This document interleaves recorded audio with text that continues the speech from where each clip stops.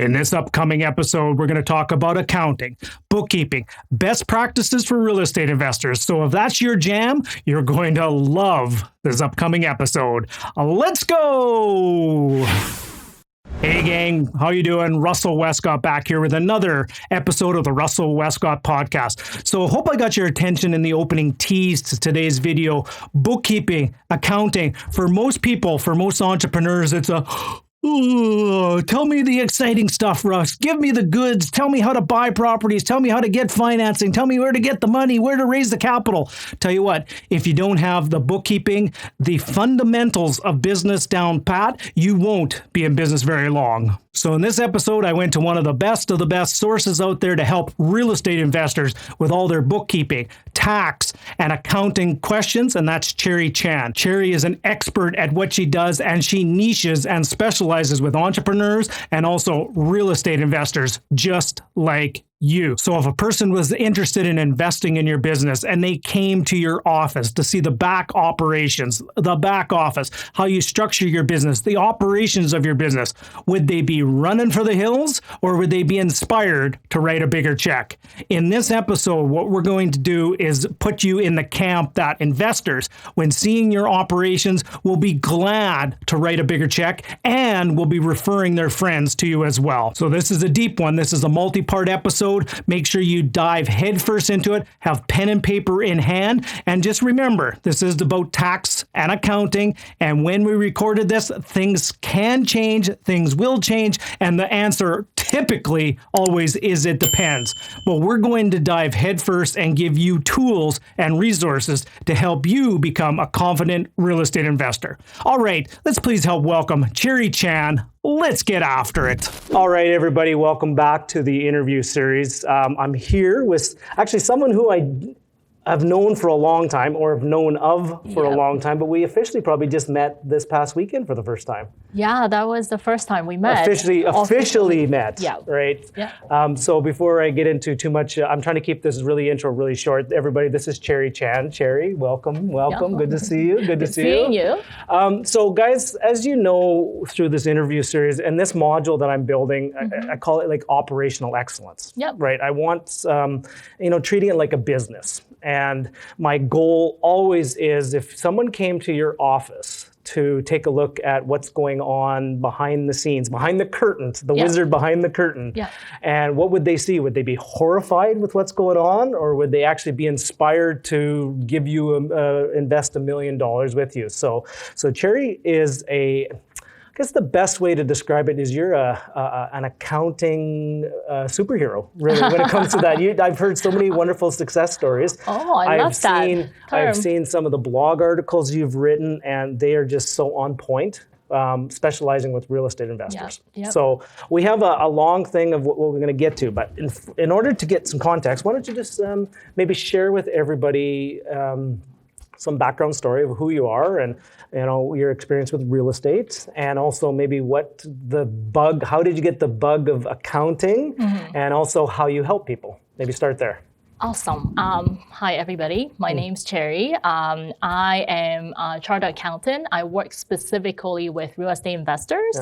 The reason why I started this whole accounting practice is because I found that there is nothing out there that specialize in simplifying the Income Tax Act to help real estate investor.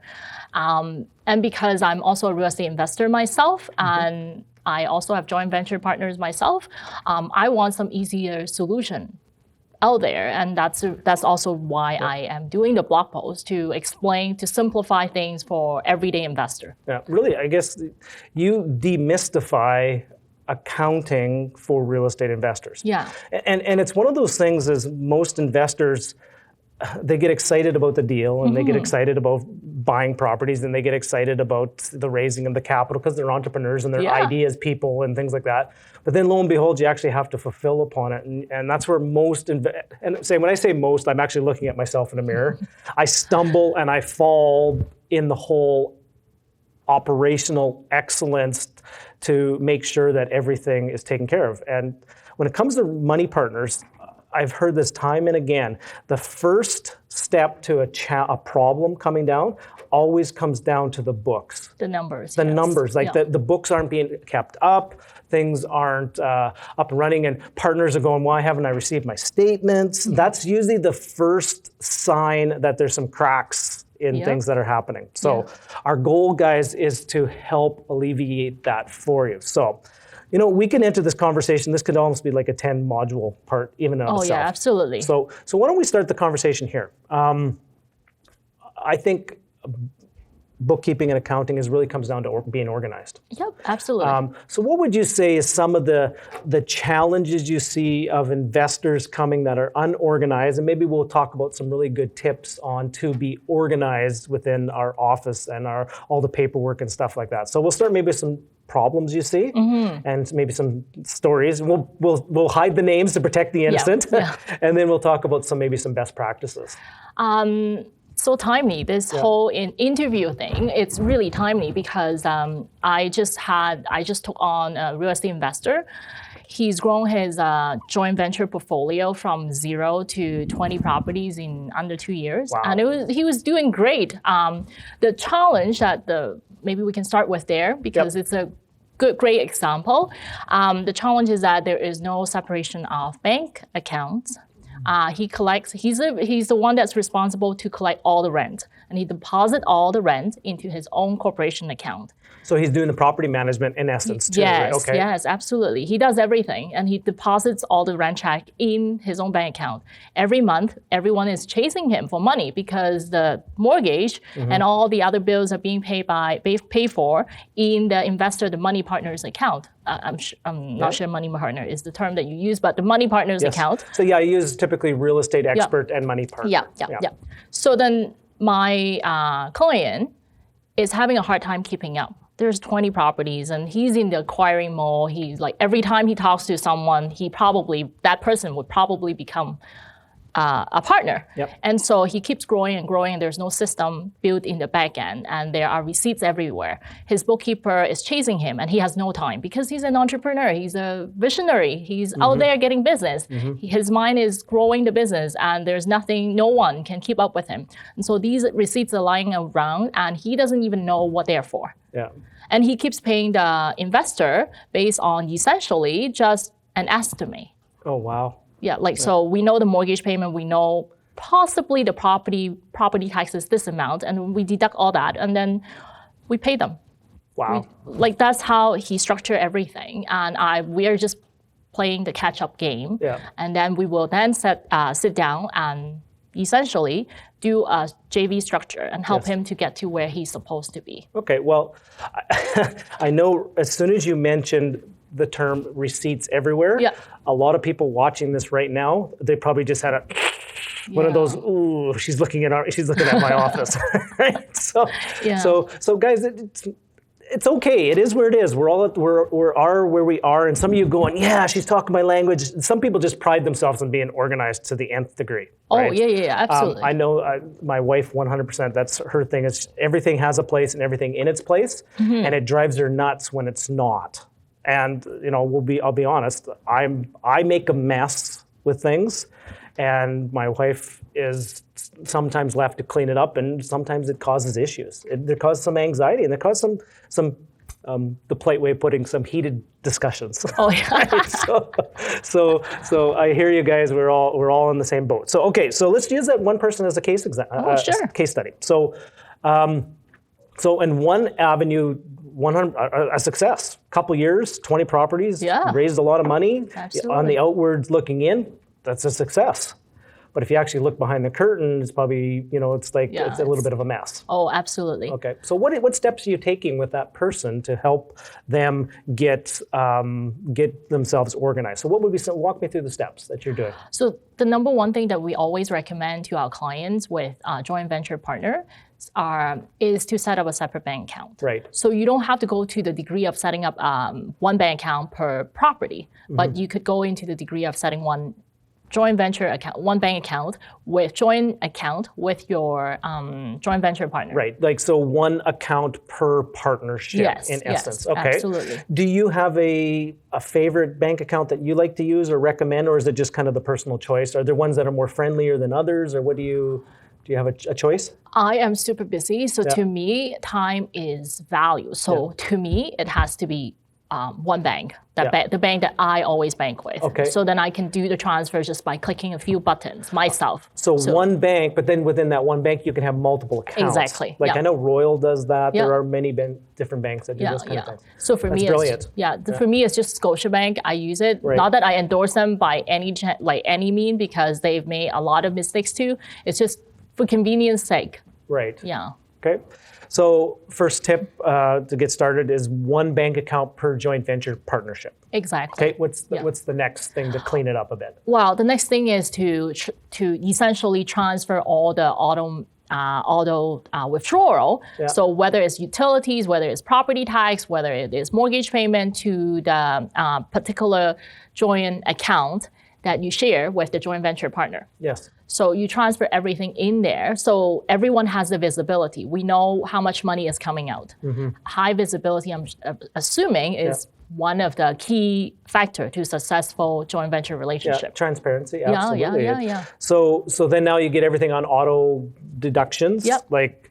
But make sure it's going out of the right accounts. Yeah, absolutely. Right? Based upon the properties. Okay, so we get all that set up. What would be a next step after that? So when the rents come in, for sure, we will set up. I personally have, I use a service, and I'm sure there are many out there, but I use an app called Pluto. Pluto. Okay. Make note of that one. I'm going to check that one out myself. So essentially, they will. I send a request to my tenant to do auto withdrawal, and it costs me $1 to set that up. Okay. Yeah. So every transaction costs me $1, Yep. and I set it up once at the beginning of the term, and assume it lasts for 10 months, 11 months, because you always collect first and last at the beginning. So you set it up, and then you can set it and forget it. Every month, on the second or the third, you get an email from Pluto saying that, well, we got your money. Nice. Those are nice emails. Or those are nice you can actually probably have a notification on your phone. It is nice when you're sitting there and you get a ding, oh, just got some money today. Exactly. So then they also put it directly into your bank account for you. Obviously, you have to be careful when you have 20 joint venture properties. You may have 10 joint venture partners, and you have 10 bank accounts, so be careful which bank account you're setting up these automatic. So just a little bit of time and attention and intention up front. Yep. Okay, so you've got this case study, you've got them now organized, a little bit more organized, and you've got all the outgoing taken care of on as much as auto as you can. Then you have the incoming now taken care of through automation. What would be a logical next step to get that person up and running, to get them running smooth? So the next thing is to, right now we're working on it, but the next thing is to make sure that you have a proper, to me, it's online bookkeeping system, but you can also hire a bookkeeper. We do the online, we use online QuickBooks just for the fact that it could sync to your bank account directly. So when you do that, you can reconcile your bank account on a monthly basis. So to a certain extent, I would say 80 to 90% of your ins and outs are already done. Yeah. Once you reconcile your bank account on a monthly basis. Okay. So now you've got everything taken. Now you're setting up the books, and you're setting up the record keeping. Yeah, exactly. So that's the next. So then what about what would be a next step after that of getting someone? So now, these are the bare bone. Right, and then that's bare minimum. Yeah, bare minimum. Yeah. Then there is also obviously all these other stuff that's going on, like it needs repairs or the tenant's not paying, and all these extra, all those receipts. Yeah, all these other receipts. And obviously, even with property taxes and insurance, you need to have the receipts. If you ever get audited by CLA, they don't care what you do. They don't care how it's structured. They want to see the receipt. Yeah, when in doubt, throw it out is their motto. Yes, exactly. So what I would suggest in today's technology world, like the technological advantage world, you can set up a share file, share folder. Yeah. It could be Dropbox, it could be Google Drive, it could be Microsoft OneDrive. Essentially, you share the same common folder with your joint venture partner. Right. So when they receive the property, teach them, educate them. educate their responsibility. When they receive the annual mortgage statement, upload a copy there. When they receive the property tax bill, upload a copy there. Because both of you, because I'm assuming the money partner would own 50% and the the real estate expert would also own 50%. You each are responsible to report 50% of the income and expenses, and you each would need a copy of the receipt to do that. Well, we're going to get to that in the reporting. I have that as a note. It's funny, actually, a question just came in on the private Facebook group about exactly that of if I own a property 70-30, what do I, and we will get there. So really you've got this person now from receipts everywhere to now you've got them organized with all the outgo, separate bank accounts, all the ins are coming in, and then you have a Dropbox folder. So I imagine you recommend a good scanner would be probably a good investment. Or a picture, or even picture, because there's now scan app. And you can just use the app to take picture, and it could sync directly to your Dropbox as far as I know. I'm currently not using Dropbox. I use a system that's similar to Dropbox, and Dropbox is what I recommend myself.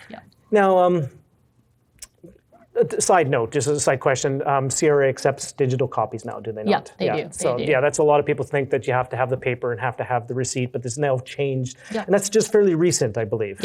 Like, for example, if you have a gas receipt, what does a gas receipt look like from 7 years ago? You can't recognize it, right? I guess gas receipt is not even as common. It's Home Depot receipt and Lowe's receipt. Those fade really, really quickly. I don't even know why. Now I'm just going to say this, and this is only from my perspective, because this is how I set my business up, and everybody's different. What you described was a little bit more of a self-management, which is totally fine. I have nothing against self-management, but that's actually one of the reasons why I use a property manager, because all those repair bills and all those invoices and all those other receipts and the heating and the utility accounts and all that kind of stuff, my property manager actually takes care of that. So they actually give me a report at the end of the month.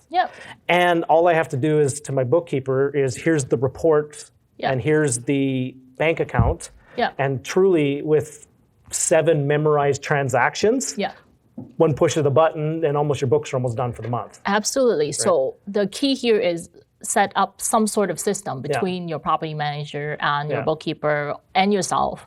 And again, in today's technology, everything is on the cloud. So you would want to set it up on the cloud so you can access it, your bookkeeper can access it, and your property manager would know where to send it to, and you're good to go. Now, at the end of the day, that comes at a cost of the property manager's cost. So I'm not advocating one way or the other. All I'm saying is understand how much time you have. Like that person with 20 properties, I don't know if they have a full-time job or if they're just, this is their full-time business now. Or, it's his full-time business right now. Yeah, so he may have time, but here's the thing I would challenge with that person if he was sitting here is I say, maybe what is being left on the table of opportunities if you're doing all this? Oh, absolutely. Right? Or just the mess. Sometimes you have those messes that just sit there, that just weigh on you, that you have to get to, and it takes up emotional energy. Right? And I guess the worst conversation that I could have with any of my clients is once my staff do all the books and there's a bunch of ins and outs, and we sit down across from the clients, and the clients he doesn't know what these ins and outs are for, and then it would be too late because it happened 2 years ago. Oh, yeah, and nothing. Guys, what we talk about all the time with money partners is it's the trust, right, is one of the most important. And remember, they're investing in you. They're investing in their trust in you.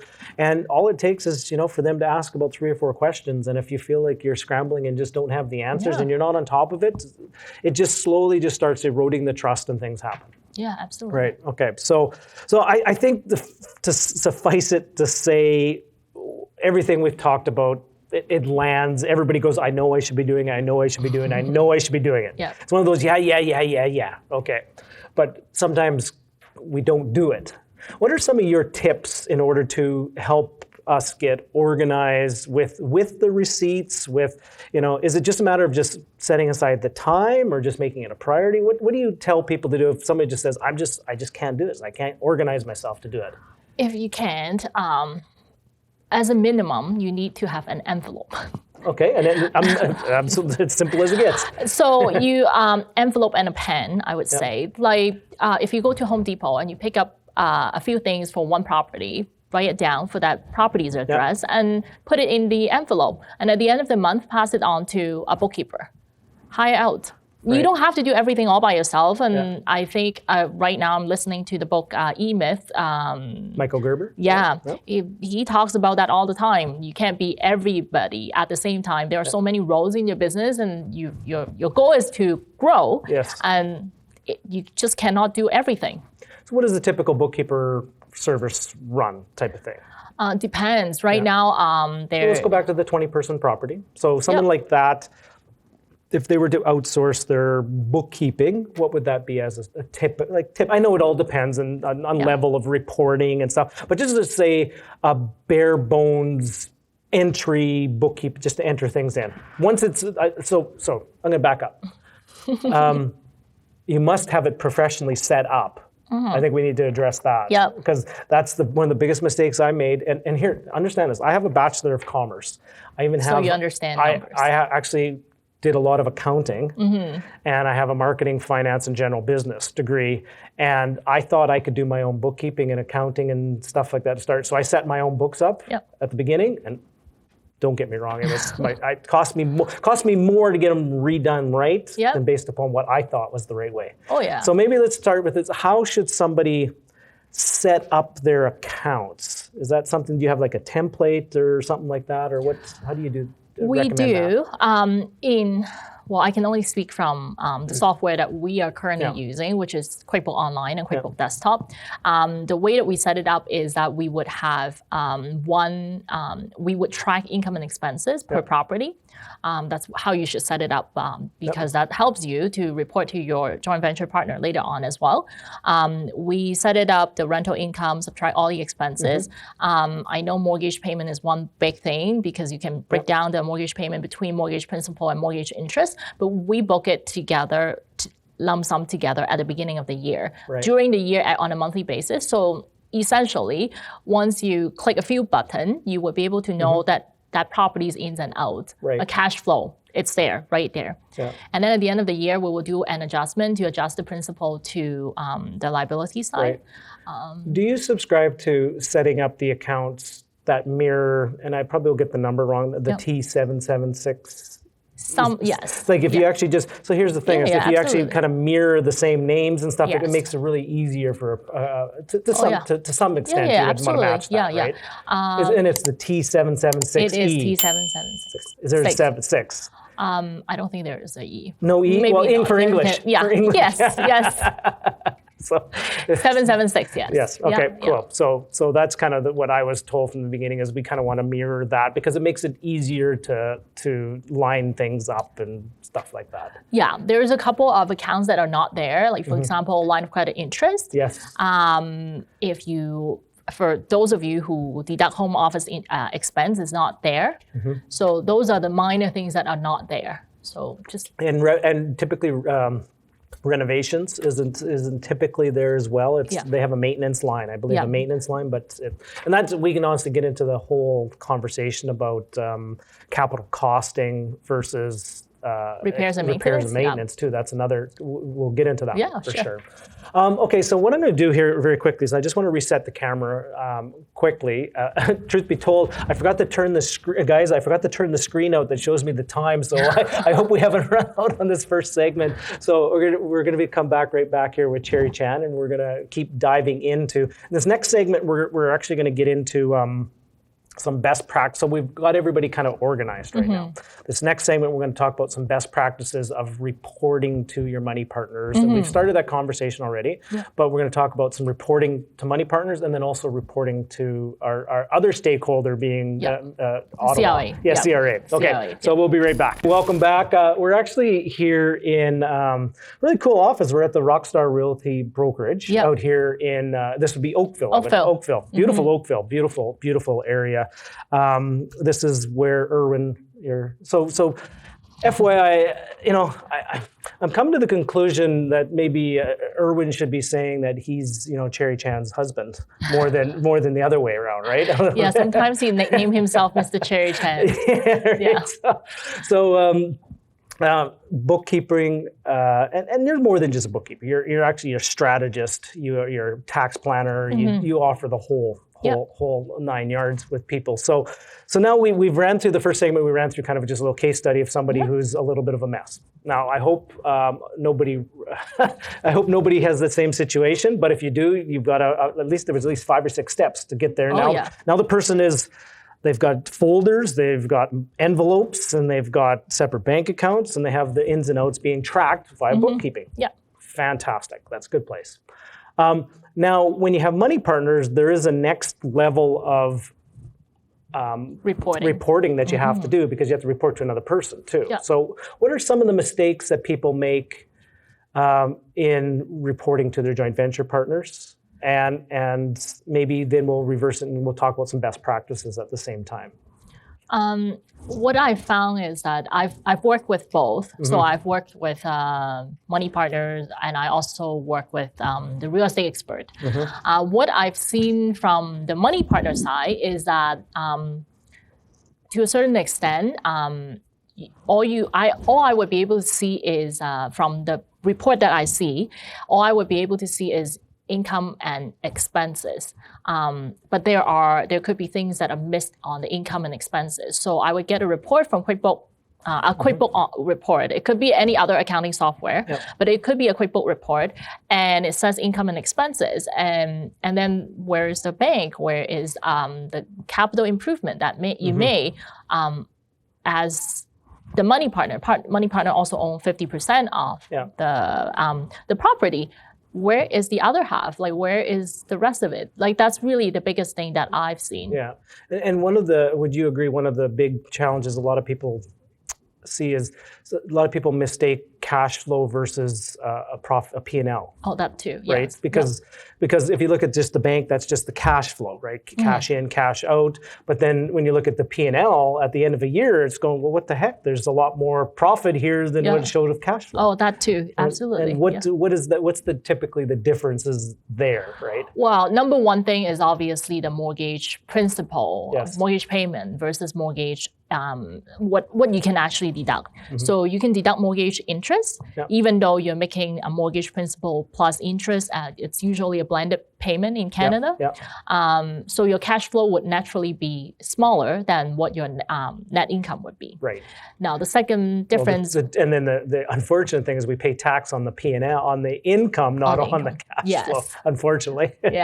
And then the second difference is that if you have a huge rental and you think, oh, I spent so much on the property, there's so much expense, I must be getting a huge refund. So don't worry, I won't file tax on time. And that's often a mistake, because a lot of the expenses may not be deductible as you think. Right, they're a capital improvement. Let's talk about that then, because we've mentioned it about 3 times. What is the simplest way you can describe capital improvement versus is the terminology current expense, or is that the correct term? Okay. What's the best way to describe that? I can tell you already, as a real estate investor, everything's a current expense, right? That's our first default position. Everything's an expense. Yes, 100%. But that ain't true, right? So what's the professional's opinion on that? The right answer is actually 6 criteria on CRA's website. Do tell. But I'm just going to simplify it using example. I think it's the easiest.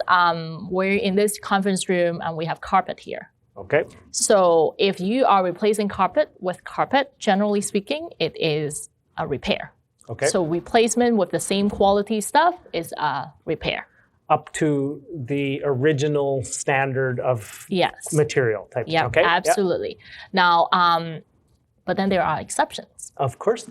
CRA doesn't want to make our lives easier. Now, the carpet that you replace for a brand new house a resale home that you just purchased, and you want to fresh it up before you rent it out and attract better tenants. That's all we want to do. The money that you spend on getting the house ready for rent, whether it is replacing the carpet, repainting the wall, those would be considered capitalized items. Right. So It's not current In expense. essence, you have improved the quality of the property more so than the original state it was in. Yes. That's the way it was described to me. And guys, that's why I talk to very smart people on these things, because left to our own device, we'd make bad decisions. It's really complicated in a way that they also look at the timing. Some people would come to me and say, like, can I just not do any repairs at this moment and do it between tenancy or after the tenants start living there? Like, yeah, that could be one way to look at it. You can do your replacement of carpet like a year in. So really it comes down to the intent, right? Yeah. Intent of, are you replacing it to the standard that it was before, or are you upgrading it to, but then does that get really complicated that, okay, let's say we'll use the carpet analogy, that let's say we're going with a premium vinyl plank flooring. Yeah. Do I get to write off as an expense what a carpet would cost, and then the difference gets capitalized? Or? No, creative, thanks. Well, I get those questions all the time, especially from my husband, by the way. But no, unfortunately, you will have to capitalize the whole item. Right. Now, what is capitalizing? What does that mean? Like for somebody, maybe everybody's at different levels, right? Some people really, really know what it means. Some people might be just, I've heard this term, I'm not sure. What does that typically mean? So I have to explain it in a little bit more detail. Yeah, please, because it's a little complicated. So the way it works is that, let's just go back to repairs. Okay. Now, if it is something that you consider as repair expenses, replacing the carpet with carpet, you spend a few $1,000s on it, you expense it, and it's in between tenancy, you didn't get the house and just replace it. So it's purely 100% repairs. Right. The tax impact on it is that you will report the write-off against your income, dollar for dollar. 100% that taxable year. Exactly, in that year. So if you report in your personal name, and if you have a loss, that loss goes against your employment income, whatever it is, then it can trigger a tax refund based on your marginal tax rate. Right. Now, let's come back a little bit. That's repair, 100% deductible. Yeah. That's why all real estate investors want everything to be repaired. Exactly. Now, if you are talking about a joint venture for long-term buy and hold property, so it's considered an investment. In tax term, is considered capital property. Right. Now, when it is capital property, CRA allows you to depreciate the property, which we will get into in a little bit. Now, so if it is a capital property and the replacement of carpet with vinyl plank floor, now it's improvement. So improvement means that it has to be added to the cost of the building. Right. Added as part of your capital property investment. Okay. So that $2,000 that you spend or $3,000 that you spend, you add it to the cost of your purchase of the building. Right. And all of a sudden, you are only allowed to claim capital cost allowance. Right. So just in just using round numbers, let's say we bought a $400,000 place, and it was on the books at a purchase price of $400,000. We put $5,000 worth of premium vinyl plank flooring. Then now the purchase price of the property is now $405,000. Yeah. That's the tax cost. Okay. Now, let's not get into capital cost allowance, my bad, but let's get into the tax impact. That $405,000, it's not like it's not deductible, it is deductible. But when you sell it 5 years from now for $505,000, then the difference is the gain, the profit that you make, $100,000, only 50% is taxable. Right. So, which on the reverse, if you look at it, only 50% of your $5,000 that you spend is deductible. Right. I don't know if that... Yeah, that makes 100%. So that's why a lot of people in the rental properties, things will typically improve it just before they sell it. Yep. Typically. Yep. Right? That's also one of the exceptions. Right. Okay. Do tell. I'm so sorry. No, please. Well, here's the thing, guys. That's it is a deep rabbit hole. Okay. For context, how many pages is the Tax Act in Canada if it was a book? I honestly don't know, but I myself wrote 4 blog posts just on repairs and maintenance. Okay. Yeah. It like each blog post is about 1,000 words long. And that's just your interpretation Exactly. of just many different rabbit holes that can go Yeah, down. and then there are court cases later on that I wrote on just repairs and maintenance. It's such a huge topic. People, if it's worth the money, people would fight with CRA. And maybe we can go into a little bit of the court case that happened last year. No, let's do it. Let's everybody loves court cases, and everybody wants to learn some of these insights. I don't remember the exact dollar million, the dollar value, but it is multi-million dollar. A large real estate investment company deducted a roof repairman as a repair expense. It's multi-million. I think it's around $3-4 million as a one-time expense. Okay. And they probably would have argued it was like we put the roof in, it's exactly the same roof that was there. Yeah, it has been repairs and everything. Yeah. And of course, if you get that repairs and the company is a huge real estate company, so what it means is that you're probably subject to 26% tax rate, 26% on $3 million, even on $2 million is $500,000. It's quite a bit of money, tax saving. Yep. So CRA comes in and say, hey, this is not repair. This is a capitalized item. Whatever CRA doesn't like, obviously, they're going to go to court. Yeah. And because the money at stake, the taxpayer can afford to go to court with CRA. Right. And they subsequently won this case. Okay. Yeah. So, but it's an expensive process to go down that road. Oh yes. So during the court case, there is structural engineer that come on as a witness. The CEO came on as witness. The prior they've been repairing the same roof for the last 10 years. Right. And finally this year they decided to make the change and bite the bullet. Yep. So all these people come down and argue. Essentially, the court set go with the angle that after replacing the roof, it's the roof of the parking lot of a two residential tower in Peterborough. Okay. So that roof did not improve the number of parking spots. Okay. So there was no increase in revenue. Right. It doesn't look better even when you go down to the parking lot. Wow. So they go down to that level and say, well, there's no improvement in terms of revenue and everything. Mm-hmm. And even though the repairs on its own is a large sum to most people, but because it is only a small percentage, I think it's about 6-7% of the entire building's replacement cost. So it's not that substantial from the court's angle. And that's the reason why the court sided with the taxpayer. Wow. Well, and here's how maybe twisted's not the right word to use, but so everything's built upon interpretations. Yep.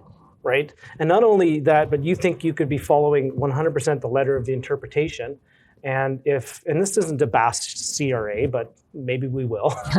But they can just go and say, yeah, we have a completely different interpretation on that. And they could throw out something just for the sake of going fishing. Yeah, absolutely. Right.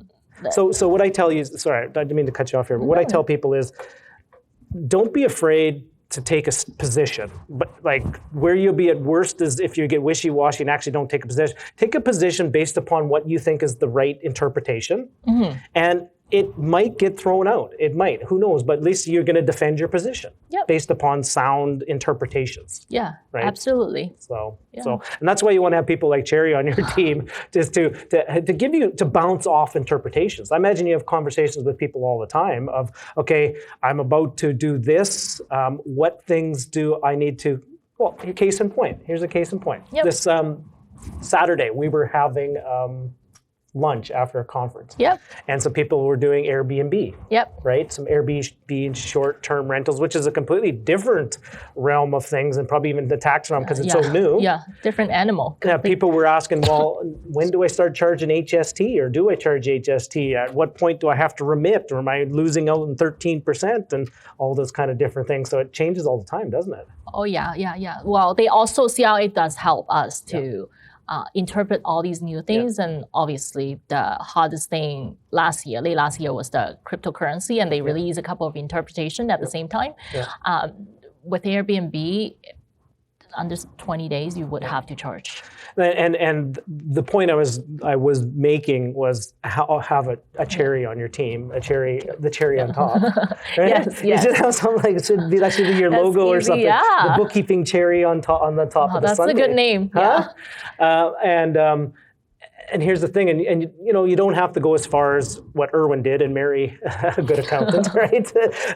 Just having you on the team, because the advice you gave was just golden to the people sitting at that table. Right? Oh yeah, it was just where you gave them some, and they just started quoting the act and things like that. And so the point I'm trying to get to is have a professional that you can bounce things off of before plowing ahead and doing things. Yep. Okay. Okay, so the next thing I want to talk about is, so we've talked about money partners and reporting to money partners. What do you typically recommend on a frequency to sending reports to money partners? It is a communication process and setting up the expectation as well. Typically, I recommend every half year. Right. And also every time that you make some big investment. So, for example, if you're about to legalize the basement and you are about to spend $50,000, and those are the time that you really need to do the communication. And I believe in communication a lot. But one thing that I would caution people is that depending on your joint venture partner's ownership structure, you may own it in your corporation, but the joint venture partner may own their portion of the property in their personal name. Your corporation may have a different year end compared to your joint venture partner. So just be mindful of these things, and your reporting period could be more frequent than you would have expected. Right. Or you will have to change around to accommodate both. Right. So would a best case practice be, at minimum, you just need to have reporting for tax year ends, and then back up just like every 6 months, depending on, everybody's a little different. Usually what you'll find at the beginning of a relationship, you'll report a little bit more, right? Maybe every quarter. And then as years go by and the trust keeps going, then maybe it becomes every 6 months. I don't recommend every year, but at a worst case scenario, it has to be once a year, right? At a worst case scenario. What's a typical report that you send to a money partner that you see that maybe you prepare something for, or you've seen, or maybe what you do for your own money partners? What's a typical report you give to them? So a typical report that we recommend our client to do is a monthly cash flow, more like a cash flow statement. Right. So you would be able to see all the ins and outs. Right. At the bottom of it, you will see all the capital investment that the joint venture made. So it could be doing legal secondary suite renovation, and it could be replacing a new roof. And you would also be able to see the money coming in. There would be a line for money coming in, capital injection from each partner for that particular month. So you have a clear picture of everything on one piece of paper. Now, does QuickBooks do a good job with a cash flow statement? And maybe it's just the people I'm working with, but it's clumsy. It does. I don't think it does a great job. And you almost have to put it into an Excel spreadsheet to then back to add, to take out the pay down and stuff like that. Does QuickBooks do a good cash flow statement? The QuickBooks Online version does do a good enough a job for the purpose of reporting. Okay. Yeah. Okay. So you would recommend, a cash flow statement? Do you recommend a P&L? Yeah. So the way it works is that you will, in my own perfect little imagination here, it would be the P&L at the top. So you would have a net income, and then underneath it, you would adjust for the cash item. So you would deduct the principal of your mortgage payment. You would also deduct all the capital investment that you made, and you would also deduct, record all the investment that the money partner or the joint venture partner put in. Now, would you happen to have, I'm sorry, I'm hopefully not putting you on the spot, would you happen to have an example of a report that, even it could be fictitious, right? In my computer, yes. Okay, is that something that maybe I could ask you to send to me, and we'll just include it with this as some notes for people, just as like a gold standard of the reporting things that people have. And, and just as a course of practice, I highly recommend that you include some other things in there, like the performance of the property, some of the demographics, and some of the economics, and and it could be 2-3 page document at most, right? Yeah. The second part of it would be your purchase. So for an accountant, I'm purely speaking from an accountant point of view. But you're also a real estate investor very heavily too, yes, right? Yes. So I would also have a reporting on keeping track of the capital costs that we mentioned earlier, because it would come in handy when you need to sell your property, when you are selling your property from your personal name to the corporation's name. So those are the information that we would also report in. So when you do a capital investment to legalize a basement, that's $50,000 gone. It should really be reported as an addition to your building. Right. Yeah. There's the one thing that's also, do you separate out capital contributions? Like, let's say, for example, when we record it, we're buying a property together, and I, as the real estate expert, I'll put $5,000 up front for some expense, but you're putting in 100. Yep. And then it gets recorded there, and then maybe if we do a cash call, we have to put another 10 in. You would want to separate that all. Oh, okay. yeah, absolutely. And then you should have that reported too for people. Oh, absolutely. Right. Okay. Okay. So now we reported, and let's just say it's every 6 months. We've got a little template that we send to investors. Is there anything that we want to be aware of, or is there any pitfalls that some people that just overlook in that reporting to their money partners that you're aware of? From what I've seen within my clientele is that the reporting generally does not include from an investor point of view, if I'm the money partner, I would want to know, hey, if I were to sell the property today, or it has appreciated for this much. Right. So more of from an investor point of view, whether there's return on investment, because you have a cash invested. Yeah. So if I were to sell. So really, and I know accounting software doesn't do a good job with balance sheets. No. There's an accounting balance sheet, and then there's a marketing balance sheet, right? Because typically you don't, on the accounting balance sheet, you don't record what the value of the property is. No. Right? We record only at the purchase cost. At the purchase cost. And it's silly at times. and it doesn't do a good job. So really just a small Excel spreadsheet with just estimated value, less, mortgage, less investments in, 50-50 split. Here's your return, here's my return, and return steady as she goes. Exactly. Right. Okay. So those are fantastic things as well. So, okay. So we're going to talk next about. Some people might think arguably the more important stakeholder in the whole thing, and it's the tax department. Yep. What are some of the things that people get tripped up when reporting this with their money partners, and then eventually doing taxes at the same time? Maybe I'm going to ask the question differently. I'm going to do this as an example. So we own the property again, 50-50. Do I give you a statement that has 100% of the ins and outs and things like that, or do I just give you 50% of the statement? How do you report it as the money partner, and how do I report it as the real estate expert? Okay, so let's just assume that we're talking about traditional deal that I put all 100% in, and you are the real estate expert. But we each would entitle to 50% of the ownership. Yes, we have a beneficial interest of 50% each. So I would, as the money partner, I would report 50% of the income and expenses, and I also own 50% of the property. So I would also report 50% of the property in my tax return. Okay, so should I give you a spreadsheet that gives you the 100% and then do a deduction of 50, and then you just take the line that says 50? I would give both? Get both. I would, to be honest, I would just get the 100%. Okay. And make sure that you also submit the joint venture agreement with your to your accountant when they do your tax return, and make sure that your accountant is aware of the other ownership interest. In the software, all we do is that we take 100% on the property, 100% income and expenses, and we recorded that I have a money partner that owns 50%. Yep. So we would be able to take out the 50%. Okay. Is it just, now that was a 50-50. If it was 70-30, is that the exact same? Yeah, exact same thing. Same process. Yep. You see, I'm already taking 70%. I know how good of a money partner you are. I'd give you the 70% in this transaction. Okay. Even if it is 3 ways or 4 ways or 5 ways. Okay. Now, let's say you use the line of credit to invest in the down payment, and you have that expense of a line of credit.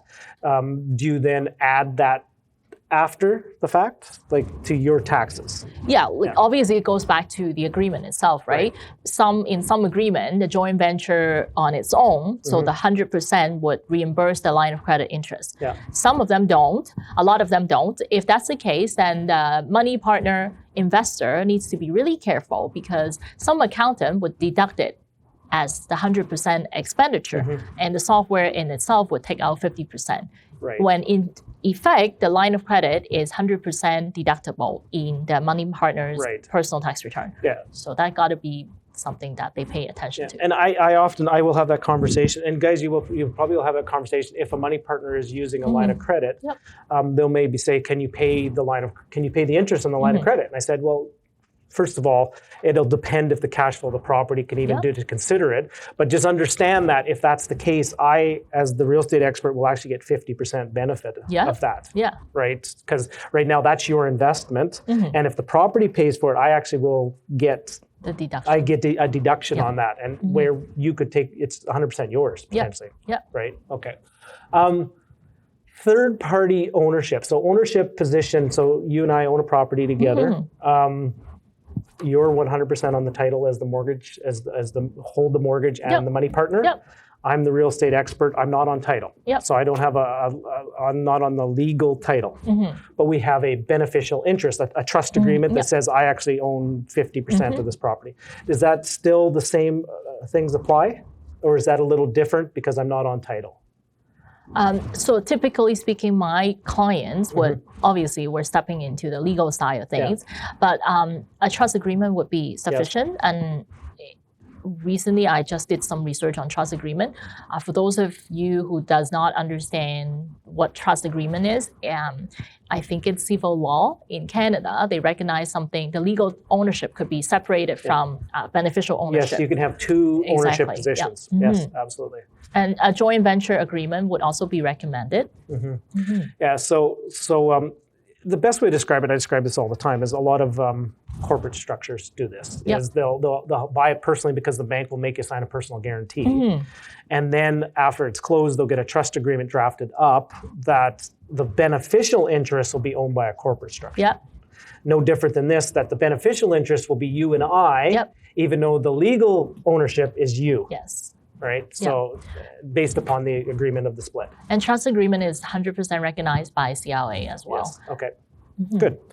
Awesome. So a couple other things. So now, before we do get into the next realm of conversation, which I'm going to ask, we're going to give some thought about some of the, everybody likes hearing horror stories all the time, right? or some challenging situations.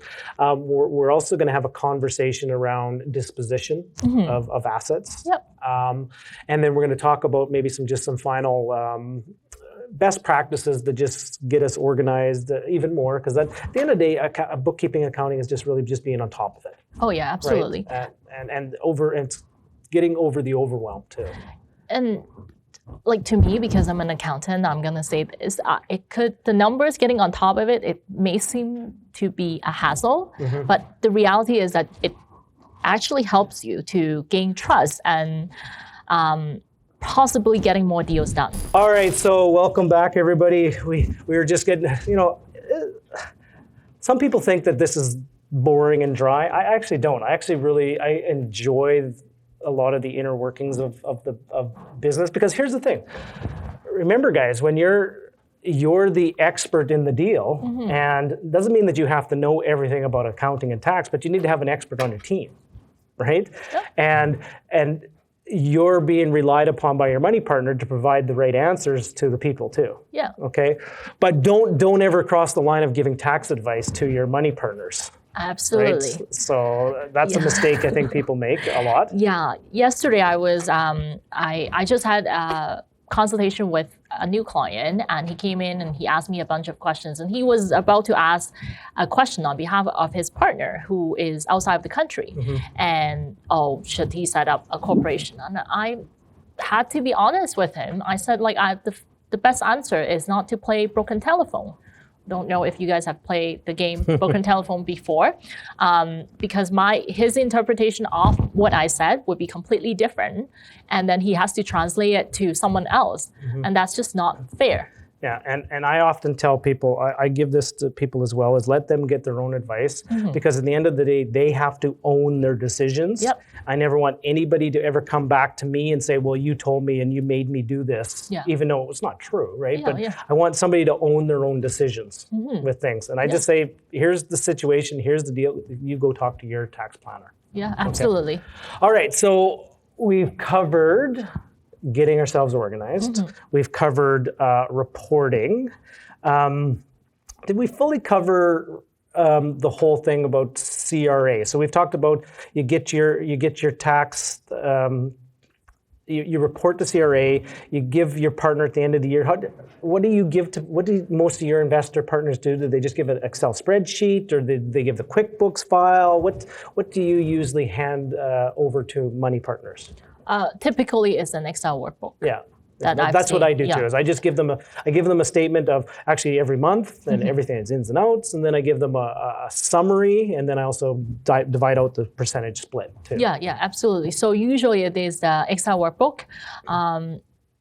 For me, typically speaking, I don't get into the nitty-gritty unless I see something that's unusual. Like if you spend like $50,000 on repairs and the building is only $300,000, of course I'm going to ask for details, and that's when I start asking questions. Yeah, typically with a buy and hold property, it's considered passive more so, and there's actually fewer things you can actually write off. It's actually simpler bookkeeping. Yeah. Unfortunately, right? You can't write off as many things as we think we should, even though it is deemed necessary and ordinary to run the business. Yes. What are some of the things that you mentioned home office expense, cell phone, travel, membership dues, are those all gray area stuff? Yeah, Books, 100%. Education. Yeah. Do you recommend to do it or not to do it?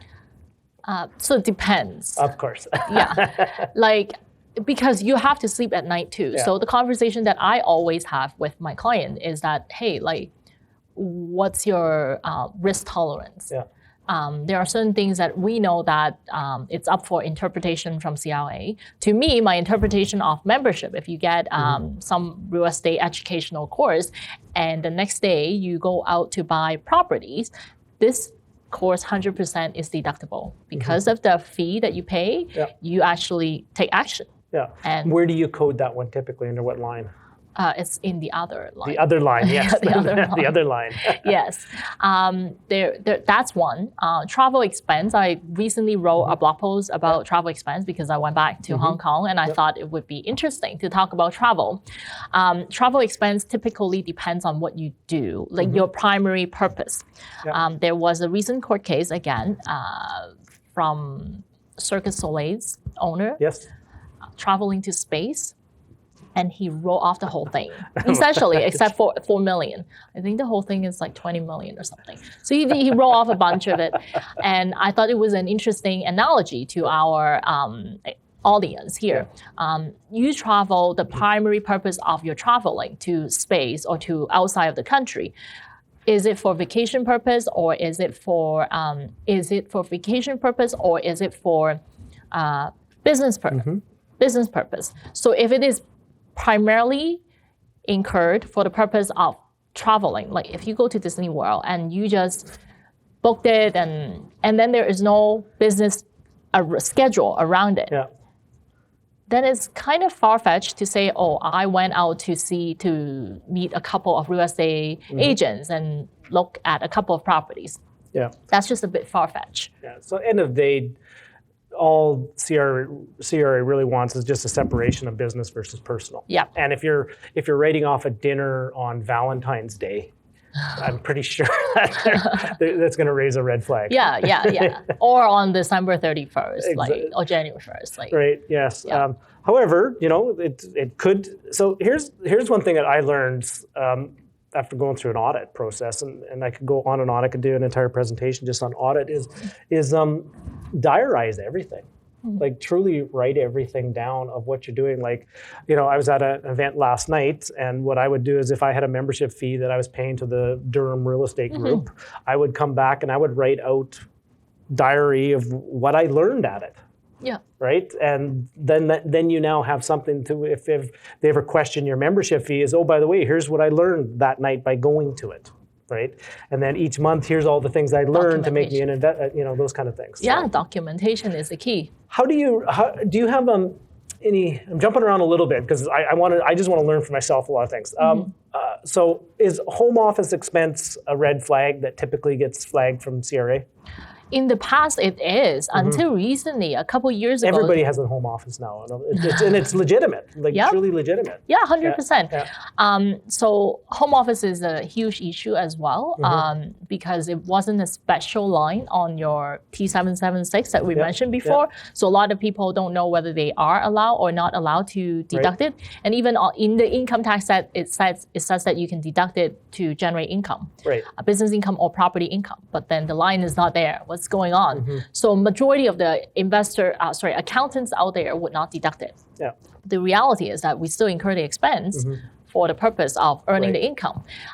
So in recent years, a couple of years ago, CRA actually released the income tax folio, so their opinion on how they interpret the Tax Act or their way to implement how to audit other people, so their opinion. So if you look at that folio about home office expense, they actually call out earning property income.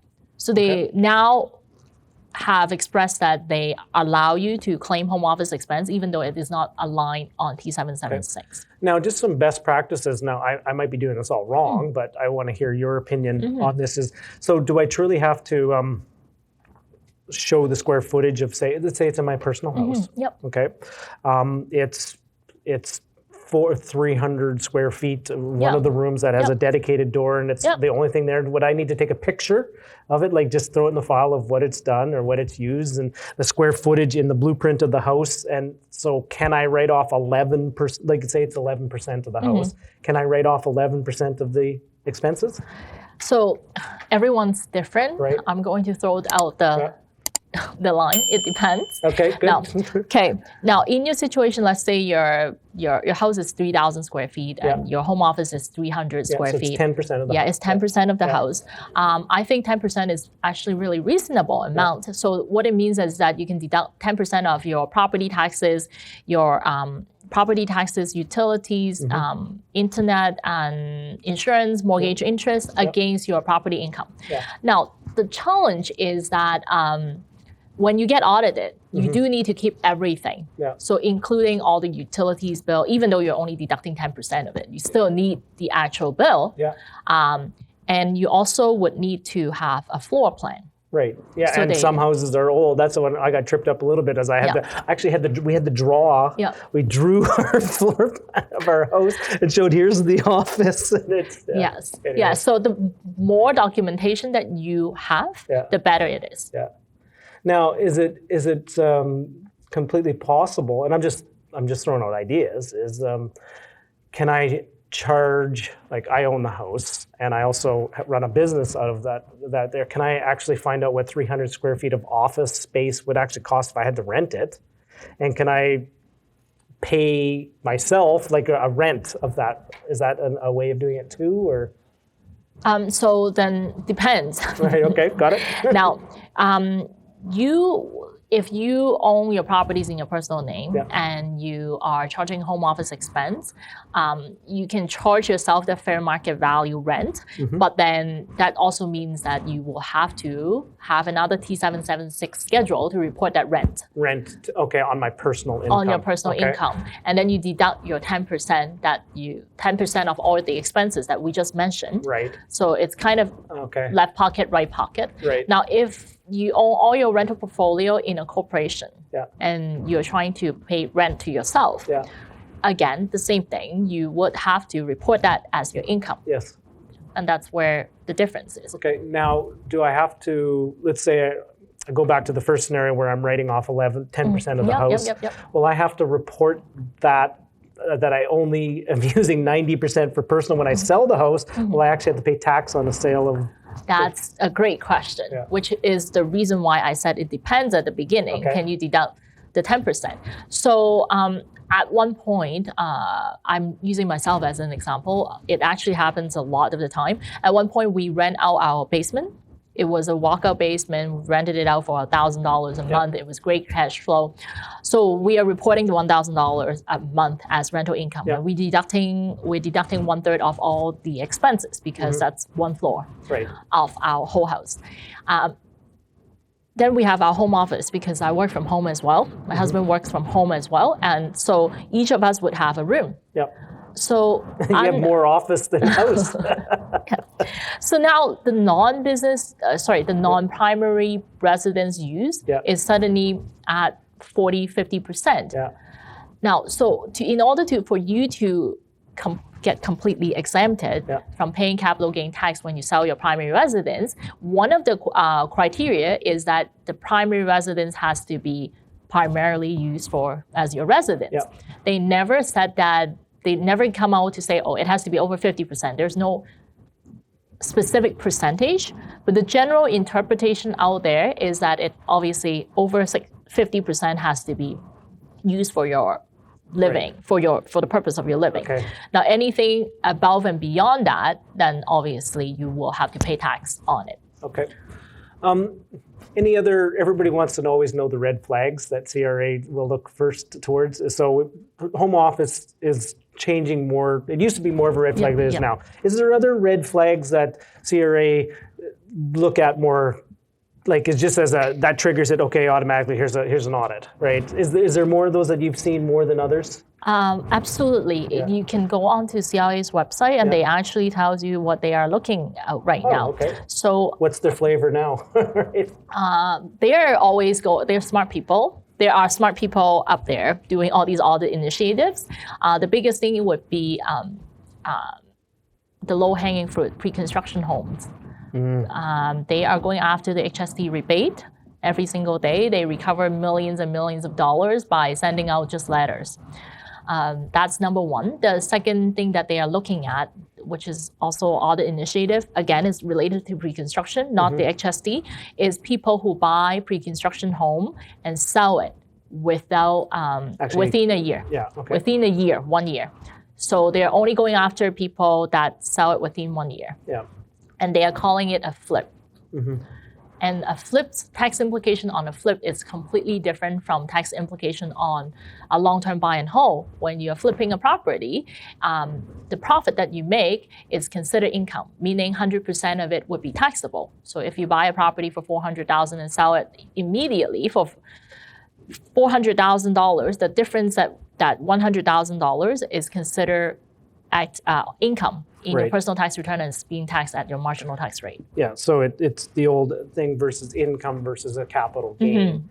And obviously the answer is it depends. It depends on your intent. Right? And also the facts. And the facts of the case.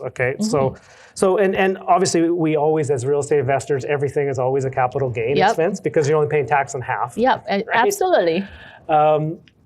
Which actually then leads into, so before, I have a note here and I'm going to come back to it, but I want to talk to mileage. Is that one that's a little bit of a, what's some good best practices for people to track mileage? And is it more of an expense if you were doing an active business versus a passive business? Is that a little bit more? You can definitely claim mileage for your rental property. The rules to claim mileage is a little bit different if you own the properties in your personal name versus if you were to own them in a corporation.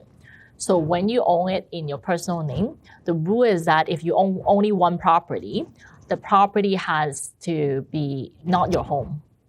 You obviously cannot claim mileage if you rent out your basement. Now, so the key here is that you can own this property, and that this property has to be located within the general area that you are living in. And the property also has to, you also do property management for the property. Right. You cannot expense the mileage that you incur for the purpose of earning the, collecting the rent. Right. Okay. Yeah, I had, it was a great, well, not great area. It was one of the areas that I had to really defend very hard. Is I owned a portfolio of properties in another city, and I have a property manager in order to do it because it's the right thing to do. Yeah. And I had to really defend hard. They asked the question, well, why do you have to travel to that city? Yeah. I go, well, it's $20 million worth of real estate that I have to go see. And they go, well, what are you paying a manager for? You shouldn't have to. So it was. Wow, they went down that route to challenge you? Well, they went down that. They even went down a route of analyzing condo fees to have to get me to separate the active part of the condo fee versus the amount that would go to like the capital improvements of the condo and separate all that stuff out too. Oh my God. So I had a really good auditor from there. Very smart one. Well. And here's the thing: is I actually saw this presentation. I was shocked to find out. So it was a former CRA auditor, and he was telling me that a lot of their audits are outsourced, and to other companies. And actually, these other companies are compensated based on commissions of money that they generate. And if they don't reach a certain threshold of money they claim, their contract doesn't get renewed. Oh my God. So they're actually compensated to get more money from people, and they'd be out of business if they actually don't get more money out of people. I've never heard of it, but that's crazy. Like they're commissioned salespeople is really what it is. So anyways, we could go on and on and on. I got a couple things. Income versus capital gains. Now, it's a 100% of a depends conversation, and this is a very broad conversation. But maybe just let's first describe what a definition of income versus capital gain would be, and then maybe we could just do a couple examples of what would fit into each bucket. Okay, sounds good. So income versus capital gain. So let's talk about tax impact, which we kind of touched upon a little earlier when we talk about repairs versus capitalized item. Income is 100% taxable. So when you earn $100,000, employment income would be income, an example of income. You get taxed on the $100,000.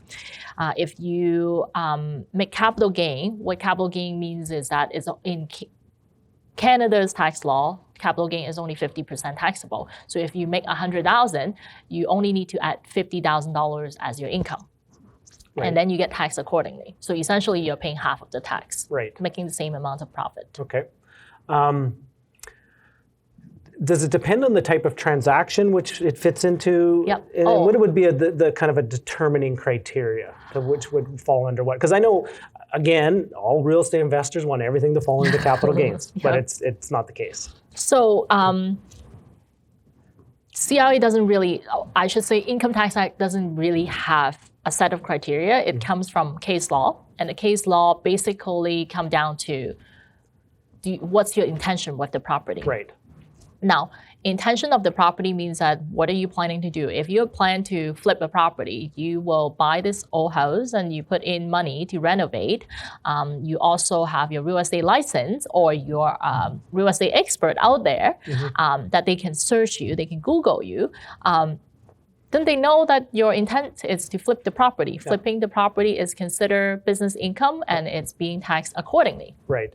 Rent to own, is that similar? Gray area a little bit? Because it's in essence, you're doing a rent to own typically to sell, it's a selling strategy if you think about it. Yeah. So rent to own can be compared to flipping because you at the beginning you've signed a contract already, especially for those people who actively search rent to own deals and put together rent to own deals and have joint venture partner that are money partner. It's easy to sell. And for those people, I always recommend them to set up a corporation. Right. So then the income, it is considered income in that case, and you will then treat it as 100% income. Yeah, and that's one of the things that, and we could, honestly, we can have another interview just on corporation or not corporation, but just by and large, as a really general thumb as well, is if you're doing more active things, rent to owns, flips, keep those properties in a corporate structure. And if you're doing more buy and holds, by and large, keep those in a personal. Sometimes everything depends, right? Yeah. But from a tax perspective, it's fairly beneficial that way. Depends. So if you have both, yeah. If you're Russell, you have both, then what I would do is really to put everything in a corporate structure. Right, okay. Now, then the long-term buy and hold would be in one corporation. Yeah. Your active business income, so when I say active business income, I would say flips, rent to own, they would be in another corporation. Okay. Because the reason why I put long-term buy and hold in the corporation structure is because your active business is only taxed at 13.5% in Ontario, 13.5% tax rate. So that means you have 86.5% left over. If you keep your long-term buy and hold in the corporate structure, you can take the whole 86.5% to invest faster and grow your portfolio faster. Essentially, you're using CRA's money to buy more investment property. Okay, but let's just say, as an example, if I was just to go, if I want to just get 3 or 4 buy and hold rental properties, that might make more sense just to hold it all personally. Depends. Right? Depends on if I have another business. It depends on my income. If I have a job, it depends a lot of those things and how you write it off. It just so ideally. Do you spend a lot of time having that conversation with people? Every day. The depends conversation of how should I structure this? Well, like a couple of days ago, I had this client who came in and he has a pretty good job and he has $700,000 cash ready to invest and his house is fully paid off. Okay. But he's going to buy this triplex. Okay. What would you do? So from a tax perspective, to be honest, putting it in a corporation, there's no tax benefit at this point. There's something called tax integration in Canada. What it means is that the CRA is trying to stop you from making your ownership structure decision purely based on the tax perspective. Don't let the tax tail wag the dog. Yeah, exactly. So from a tax perspective, it doesn't make any sense for him to set up a corporation. But from a legal protection perspective, you have like $2 million, $3 million asset. They're all cash, essentially. Would you want to protect it? That's something that you, like a conversation that I have with my clients. What's more important to you? Yeah, the best advice, and I don't want to get into a whole corporate versus personal at this time, because I think we're going to be doing that. I will commit to doing that. But I usually tell people, here's the thing you do: is go talk to a mortgage broker, go talk to a lawyer, and go talk to an accountant, and get each of those 3 opinions, because each of them have a different point of view. Take them all together, and if you don't have a specific reason why to, don't incorporate. Like there needs to be a specific reason why that it's just so evident and so clear. Okay, well, it makes sense that I must do it that way. Right, that's the best advice I can give on a rough scenario. Okay, all right. So disposing of assets. Now selling the place, and let's hope there's some money to be distributed to each other. There's some profits. So we own the property together. We sell it. Now there's a whole bunch of things that I always found interesting is realtor commissions and things like that, and how when you bought it and legal fees and all that kind of stuff, they're not just expenses, they're actually part of the capital cost of the property too. Yes. So when you purchase the property, you may say, oh, I paid $500,000 for it, but there is $500,000, and there is something called land transfer tax. There is something called legal costs, and those are capitalized items. So you add it to the cost of the building. In terms of when you sell, you obviously would pay, depending on this transaction. If it's rent to own, you don't need to pay your realtor commission. But if you need to pay a realtor, then there would be realtor commission that could be deducted off against your $600,000 proceed. And you also have to be careful, because the deduction on your legal documentation could be very different. Because a portion of the money is already capped by your realtor brokerage. That's one of the expenses, and then there would be expenses like legal costs, mortgage discharge fees would be one common miss. And that's one of the things that actually it gets a little confusing, especially when you're talking to another person, a money partner, is as follows: how we distribute the cash is different than actually how the profit and loss numbers look, right? Yes. Because we could be sitting here and we sell it. There's after it's all said and done, it's a $95,000 gain on sale. You take 45, I take 45. Yeah. But then on the actual distribution of cash, we get, say, $300,000 in. You get your $100,000 back, but then we each get another. Then we split the cash. Yeah. Right. So they're different numbers, and you have to just understand that there's the tax reporting and there's the cash reporting. Yeah. Right? So the biggest difference is usually your mortgage pay down. Yes. Remember earlier we mentioned. Which isn't taxed. Yeah, exactly. Yeah. That you're taxed every year on your mortgage pay down. Yeah. But when you sell, you don't have to account for the mortgage pay down anymore. Right. And that's where the difference comes in. Yeah, and that's been one of the ones, and you just learn so many lessons being in business, and one of the biggest lessons I learned, guys, and you probably know this, is you sit there and you go, okay, well, I cash flowed, and my cash flow was $1,000 for the year, just round number. And then you sit there and you go, oh, but my profit was $4,000, and I got to pay tax on the $4,000. But you don't, and a lot of people don't account for the tax bill at the end of each year too. Yeah, right? yeah, for sure. So you need to set that aside, right? Yeah, so one of the good things is that you can use something called capital cost allowance to defer it, but it is just a deferral that's allowed by CRA. It's delaying the pain. It's essentially similar to RSP, the way I put it. Yeah. You don't get taxed you don't have to pay tax on the rental income until the year that you sell the property. And then the year that you sell, you will be hit with a big bill. So on the selling of properties, is there anything that we have to be really mindful of in the tax, sending the tax information to CRA and reporting it? Is there anything that we really need to be really mindful about it? If you're reporting in your personal name especially, one thing that you really need to be mindful with is consecutive number of years of losses. Okay. So that is a red flag. Yeah, CRA they don't like you taking their money. Yes, exactly.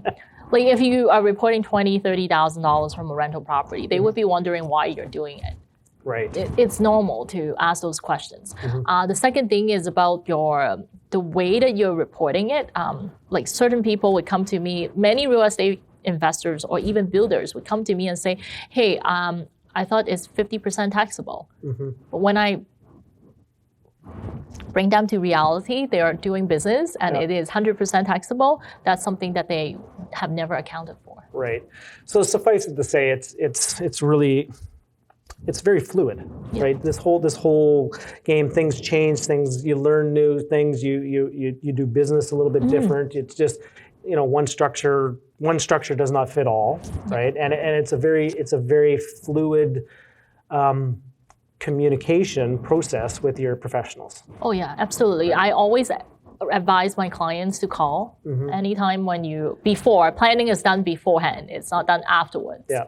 Well, it's funny. I was a famous story. I remember when I was negotiating on a lease at a car dealership, and I'm sitting there. I'm talking to the lease manager, and I said, "Well, you know what? I need to talk to my accountant and my mortgage broker." And the person looked and goes, well, you're not getting a mortgage for this. No, I said, I just need to talk to him because I need to find out if it's beneficial if I buy it or lease it, if there's a beneficial way of doing that. And for my mortgage broker is if I get that payment, will it impact my ability to qualify for more mortgages? Exactly. Yeah. So Cherry, I know we could sit here and we could talk for a long, long time, but what would be some just final, your best advice if you're sitting here going, here's the best advice I can give you guys as real estate investors,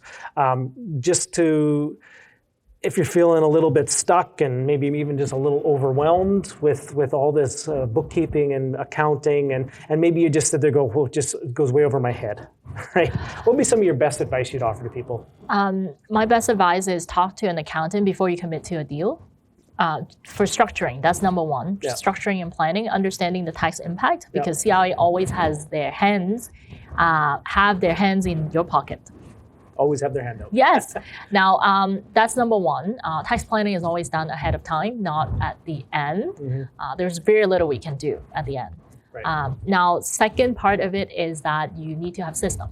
Very important to have system, especially with joint venture deals, especially if your goal is to grow your joint venture portfolio. Right. Get the system down, and yes, you will have to spend some time at the beginning, but it will pay off big time in the future. Yeah, and you know, I use the analogy a lot is if somebody hands you a recipe to bake a chocolate cake and they tell you all the right things to put in place and things like that, and the recipe calls for 400 degrees for 40 minutes, you know, you can't turn it up to 600 and expect it to happen quicker. Yeah, Right? Sometimes things take the time they take. Yeah. Right. And you know, I'm going to add one to that too, because I think you're being too humble of this, is have an amazing professional on your side. Somebody that can help you out, can navigate the murky waters, because it is really murky, and I can guarantee you probably even feel that it's murky, and you live it every day. Yeah. Right? Just imagine if you're only thinking about this every couple of weeks or a month, right? Especially with joint venture as well. Yes. Yeah. It just takes one more level of attention, and when it comes down to, you know, I know Cherry wouldn't say this, but I'm going to say this: hire a professional. Just end of story. It's a non-negotiable that you need a professional. Even if you are an accountant, you need to have a specialist of an accountant that does real estate accounting or tax accounting. Do you do your own taxes? You probably yes, because you know how to do it, right? I do my own tax, but I have my team doing all the bookkeeping and everything. Right. Yeah. So outsource it to people that know what they're doing. Yeah, they are better at bookkeeping than I am. Right. Yeah. Good.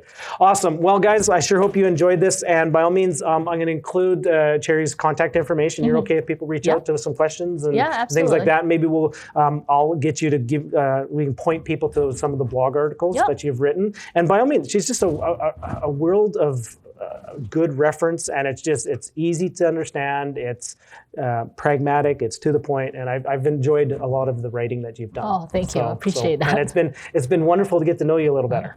Yeah, me too. All right. Okay, everybody. Till next interview. Talk to you soon. I sure hope you enjoyed this in-depth training video, and I applaud you for sticking around right to the very end. I believe in people that show up, put in the work, put in the time, and effort should be rewarded. If you're interested in taking the next step, if you're interested in going deeper and mastering what you just learned about in this training video, I encourage you to check out the Raising Capital Academy. So if you have found that you've received some value from the YouTube channel, or maybe you've listened to a podcast, you're only scratching the surface. That truly is just 1/10 of 1% of all the content and materials that have been created that are waiting for you on the other side. So I encourage you to check out the Raising Capital Academy. There's more than 100+ hours of video content, audio content, exclusive training material for those that are interested in taking the next step, those that are interested in going towards mastery, those that are interested in moving forward with velocity. So I would encourage you, wherever you're watching this video, around this video will be a link where you can check out all the details of the Raising Capital Academy. After you've checked out all the details on that page and you're interested in moving forward with velocity, click on the link that will take you towards the application. This is by application only. This is a community program and is for serious action takers only. So if you want to step up your game, if you have goals and dreams and aspirations for more, if you'd like to make a difference in the financial futures of the most important people in your life, I highly encourage you to check out the Raising Capital Academy. Click on that link and you'll be taken to the next step in the process to see if you qualify to take the next step forward for you. Hope to see you on the other side. Bye for now. Hey, I sure hope you enjoyed this video. If you are interested in moving forward with velocity, if you're interested in being a successful real estate investor, only 2 simple next steps from here. Number 1, below where you're watching this, there will be an opportunity for you to subscribe.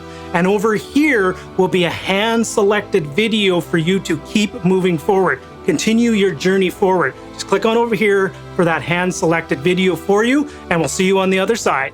Thank you very much.